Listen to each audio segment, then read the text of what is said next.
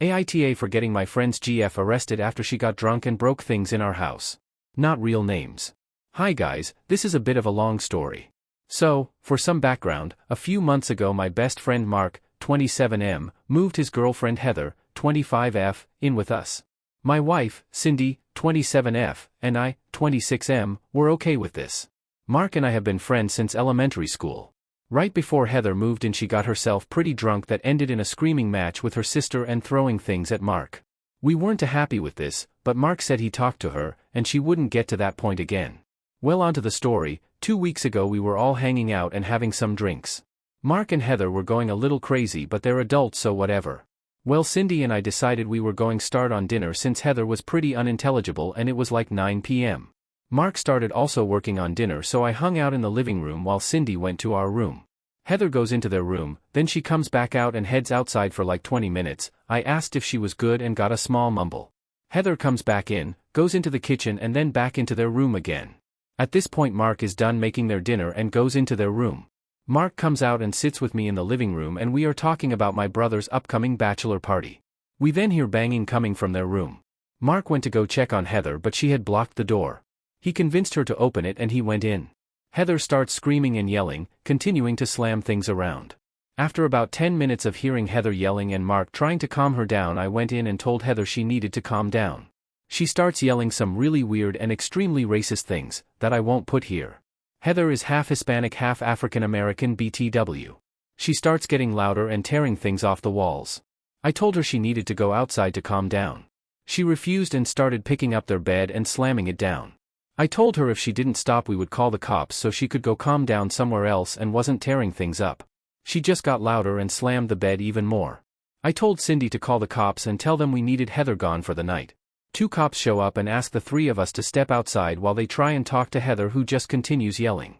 Then it gets a little quiet and I can see through our screen door I see Heather try punching one of the cops. 5 minutes later 7 more cops show up. They all run inside and we can hear Heather screaming and yelling still.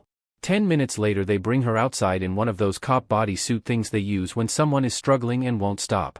They put her in one of the cars and are standing talking to each other. We can hear them saying that she got combative, threw stuff which hit a cop and tried hitting one of them. They cart her off and tell us themselves she is being arrested and ask if we want to press charges. Since she didn't do anything to us we said no. The cops left and we cleaned up the mess in the living room and then hung out with Mark to make sure he was okay. There's more to this story but this already feels long. If anybody wants part 2 let me know. Update. That blew up faster than I thought. For context, no, we didn't press charges because she only broke her own stuff and made a bit of a mess. Pressing charges was just something we didn't feel like dealing with for her breaking her own crap.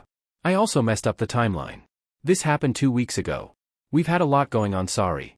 Update. Heather was released the next day with a preliminary hearing set for last Thursday. We obviously spent so much time talking about what had happened. Mark said he was going to break up with Heather and spent that whole first week saying that. Then last week he said he isn't going to break up with her. I told him that's his choice, albeit a stupid one, but she is not allowed back at the house at all, and he said he understood. 2 days before the preliminary hearing Cindy and Mark are subpoenaed to court. Sadly, I wasn't, so this part is second-hand from Cindy. Cindy told me that because it's a felony the judge is passing the case on to district court from magistrate. I guess the DA went up to Cindy and Mark and said they could offer Heather a plea deal where she would basically be on probation with mandated therapy and mandated AA. Now whether the district judge accepts that is anyone's guess.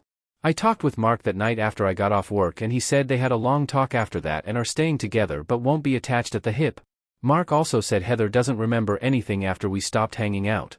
He has spent every day since then with her but that's his thing, so I don't really care. Cindy and I were out of town this past weekend and we noticed on our doorbell camera that her car was magically gone at the same time Mark's was gone. I confronted him and he insisted she never went inside, and our doorbell doesn't show she went in. Cindy and I talked and were ready to kick him out too. We had another talk last night and he is moving out because they are finding a place together. We also told Mark we wanted an apology even if Heather didn't think she deserved it. I also confronted Mark because he was saying at my brother's bachelor party that Heather didn't deserve it and the cops didn't need to be called. Which is highly inappropriate at any type of event but especially that one. Heather has been telling Mark that she was trying to leave and go to her brother's. She walked outside the one time and came back in with nobody trying to stop her. She also said that I started a confrontation with her and that's why she went off the rails.